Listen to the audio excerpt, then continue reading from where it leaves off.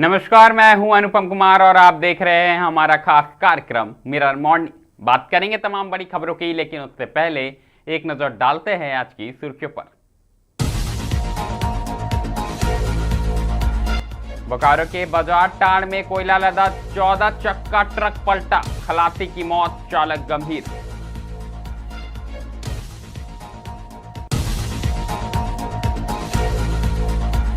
NEET UG री exam के लिए देश भर में हाई अलर्ट, 5,500 अधिक केंद्रों पर mega mock drill.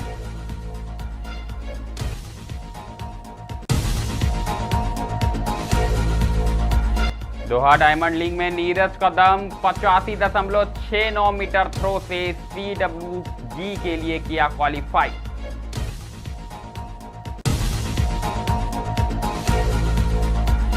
America Iran समझौते का असर, सोना हुआ सस्ता, महंगाई से राहत की उम्मीद।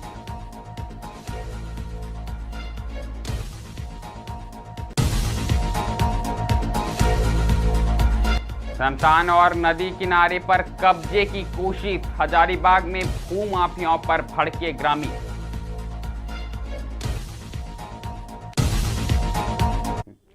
अब बढ़ेंगे खबरों की ओर और सबसे पहले बात करेंगे हम बोकारो की। आपको बता दें कि बेरमो अनुमंडल के बोकारो थर्मल थाना क्षेत्र स्थित बाजार टाड़ में शुक्रवार देर रात एक दर्दनाक सड़क हादसे में कोयला लदा 14 चक्का ट्रक अनियंत्रित होकर पलट गया। दरअसल दुर्घटना इतना भीषण था कि ट्रक पूरी तरह क्षतिग्रस्त हो गया। हादसे में ट्रक के खलासी की मौके पर ही मौत हो गई, जबकि चालक गंभीर रूप से घायल हो गया। जानकारी के अनुसार दुर्घटनाग्रस्त ट्रक का नंबर UP 53GT0035 है। प्रत्यक्षदर्शियों के मुताबिक ट्रक तेज रफ्तार में था और अचानक संतुलन बिगड़ने से सड़क किनारे पलट गया। हादसे के बाद घटनास्थल पर अफरा तफरी मच गई। वहीं अगर बात करें तो घटना की सूचना मिलते ही बोकारो थर्मल थाना, पेग थाना तथा कथारा OP की पुलिस टीम मौके पर पहुंची और राहत बचाव कार्य शुरू किया। स्थानीय लोगों की मदद से घायल चालक को तत्काल अस्पताल पहुंचाया गया, जहां उसका इलाज जारी है। वहीं मृत खलासी के शव को पुलिस ने कब्जे में लेकर पोस्टमार्टम के लिए भेज दिया है। दुर्घटना के कारणों का अभी तक स्पष्ट पता नहीं चल पाया है, लेकिन पुलिस पूरे मामले की जांच में जुटी हुई है।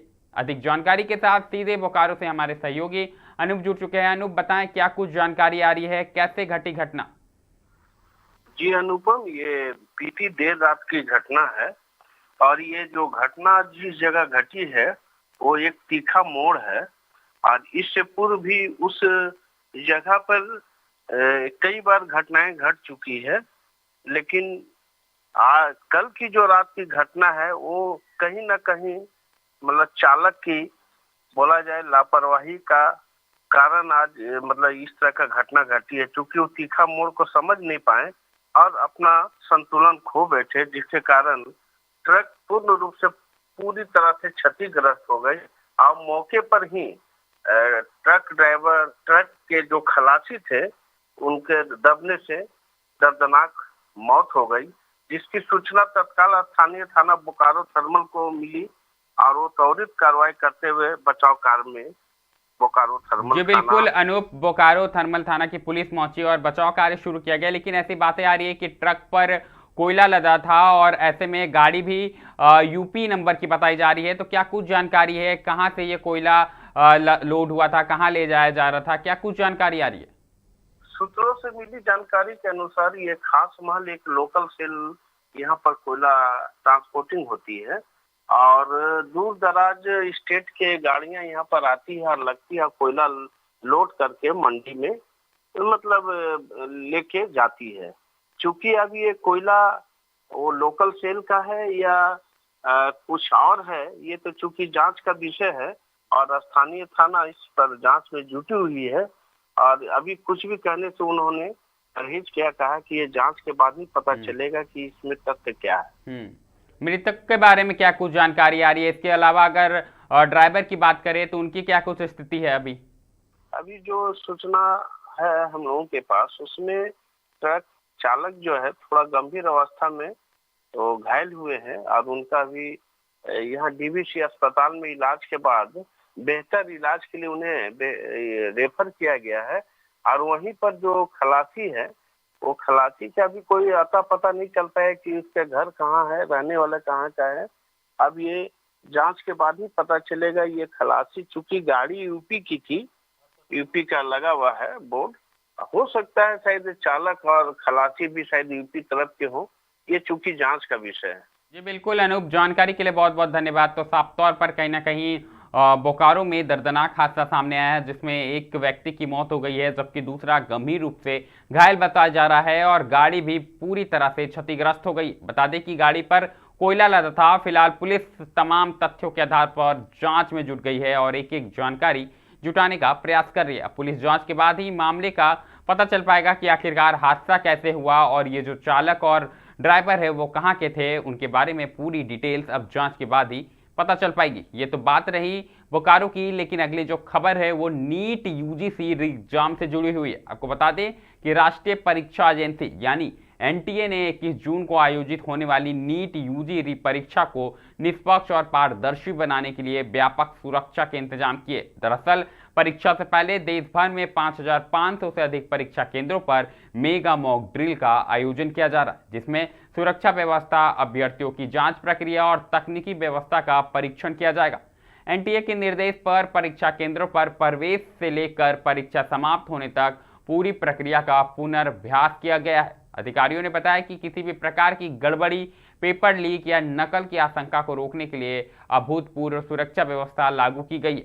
इसके तहत देश भर में 2.5 लाख से अधिक पुलिसकर्मियों और सुरक्षा बलों की तैनाती की गई है। परीक्षा केंद्रों पर बायोमेट्रिक सत्यापन, फेस रिग्रेशन, सीसीटीवी निगरानी और मल्टी लेयर सुरक्षा जांच की व्यवस्था की गई है। बता दें कि अभ्यर्थियों को निर्धारित समय से पहले केंद्र पहुंचने तथा एनटीए द्वारा जारी दिशा निर्देशों का पालन करने की सलाह दी गई है। एनटीए अधिकारियों का साफ तौर पर कहना है कि यदि परीक्षा को पूरी तरह पारदर्शी और विश्वसनीय बनाने के लिए केंद्र और राज्य सरकारों के साथ समन्वय स्थापित किया गया है। मॉक ड्रिल के दौरान सभी केंद्रों की तैयारियों की समीक्षा की गई और आवश्यक सुधार के निर्देश भी दिए गए हैं।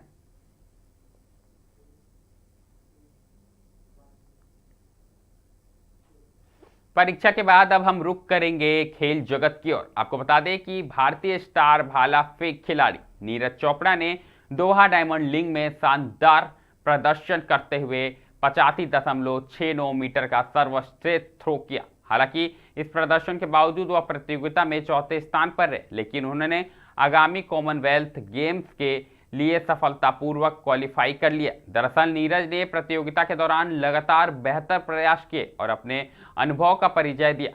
शुरुआती थ्रो के बाद उन्होंने लय हासिल करते हुए 85.69 मीटर तक भाला फेंका, जो उनका सर्वश्रेष्ठ प्रयास रहा। हालांकि पदक से वह थोड़े अंतर से चूक गए, लेकिन उनका प्रदर्शन भारतीय एथलीट्स के लिए सकारात्मक संकेत माना जा रहा है। कॉमनवेल्थ गेम के लिए क्वालिफिकेशन हासिल करने के बाद नीरज अब आगामी अंतर्राष्ट्रीय प्रतियोगिताओं और विश्व स्तरीय आयोजनों की तैयारी पर ध्यान केंद्रित करेंगे।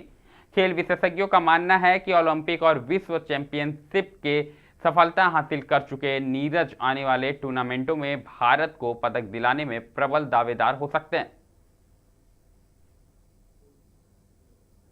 बात करेंगे ईरान और अमेरिकी युद्ध समाप्त होने के बाद की स्थिति को लेकर। आपको बता दें कि ईरान और अमेरिका बीच तनाव कम होने तथा शांति समझौता की दिशा में हुई प्रगति का असर वैश्विक बाजारों पर साफ तौर पर अब दिखाई देने लगा। दरअसल अंतर्राष्ट्रीय स्तर पर कच्चे तेल की कीमतों में नरमी आने और निवेशकों की सुरक्षित निवेश वाली मांग घटने से सोने के दामों में गिरावट दर्ज की गई। दरअसल विशेषज्ञों का मानना है कि भारतीय बाजार में सोने की कीमतों पर भी दबाव बना है और हाल के दिनों में इसमें उल्लेखनीय कमी देखने को मिली है। बाजार विश्लेषकों के अनुसार पश्चिम एशिया में तनाव कम होने से कच्चे तेल की आपूर्ति को लेकर बनी अनिश्चितता घटी है, जिससे अंतर्राष्ट्रीय तेल कीमतों में नरमी आई है। इसका सीधा लाभ भारत जैसे तेल आयातक देशों को मिल सकता है। यदि तेल की कीमतों में गिरावट आई तो ऐसा ही सिलसिला लगातार अब जारी रहेगा और आने वाले समय में कहीं ना कहीं लोगों को राहत मिलेगी। साफ तौर पर अगर हम बात करें तो इससे परिवहन लागत घटने से खाद्य वस्तुओं एवं दैनिक उपयोग के सामानों की कीमतों में भी राहत मिलने की उम्मीद है। कुल मिलाकर बात करें तो कहीं ना कहीं इस युद्ध विराम से वैश्विक बाजार में सकारात्मक असर देखने को मिल रहा है। इसका असर भारतीय बाजार पर भी साफ तौर पर अब नजर आएगा। अब रुक करेंगे हम हजारीबाग का। आपको बता दें कि हजारीबाग के कटमगमदाग प्रखंड स्थित खपरियावा पंचायत में सरकारी जमीन पर कब्जे के प्रयास को लेकर ग्रामीणों में भारी आक्रोश देखने को मिल रहा। दरअसल आरोप है कि भूमाफियाओं ने कोनार नदी तट और सार्वजनिक शमशान भूमि पर अवैध कब्जे के लिए करीब 70 फीट क्षेत्र में ड्रेंच काट दी है। ग्रामीणों के विरुद्ध के बाद भी अंचल कार्यालय की टीम मौके पर पहुंची और जांच शुरू की। अंचल अमीन के अनुसार प्रारंभिक जांच में शिकायत सही पाई गई है। अब दोषियों की पहचान की जा रही है। बता दें कि ग्रामीणों ने प्रशासन से सख्त कार्रवाई की मांग करते हुए आंदोलन की चेतावनी दी है। साफ तौर पर आप भी सुनिए ग्रामीणों का क्या कुछ कहना है। अभी बल्हा नवादा के पंचायत के गांव के ग्रामीण हैं, उनका दाह संस्कार अंतिम संस्कार यहीं पे होता है। और अभी देख पा रहे हैं कि नदी में भी जहाँ पे आदमी लास्ट मरने के बाद आता है वहाँ भी कुछ लोग जमीन को कब्जा कर रहे हैं।